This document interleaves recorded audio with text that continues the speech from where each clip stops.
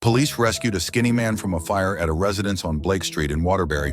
He said he deliberately set the fire in the upstairs room. He knew he might die, but he still lit the fire. But he had been locked in the room for 20 years and had been trying to escape from that room for 20 years. When firefighters rescued him from the flames, the 32-year-old man weighed only 68 pounds and was severely malnourished, as if he had disappeared from the world for 20 years. In the subsequent investigation, it was found that the man had been taken home from school by his stepmother, Kimberly Sullivan, since he was 11 years old and had lost contact with the outside world since then. He was locked in an 8-foot by 9-foot room and was confined almost 24 hours a day. The room had no heating or air conditioning, and he could only dispose of excrement through a homemade improvisation. Food and water supplies were extremely limited, and sometimes he was even forced to drink toilet water to stay alive. Due to a long-term lack of medical and dental care, his teeth were severely decayed, and his body was extremely weak. It was not until 20 years later that he used some hand sanitizer and paper from the printer to light a fire in an attempt to attract attention.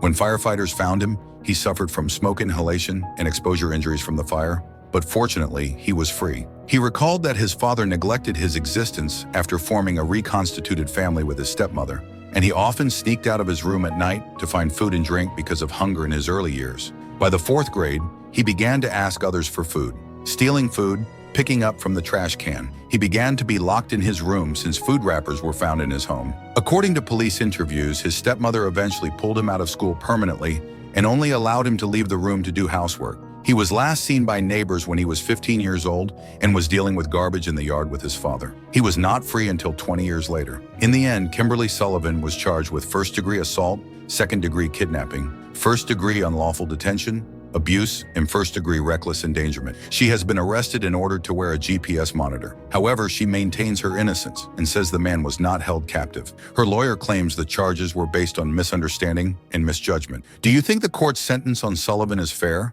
Let us know what you think in the comments.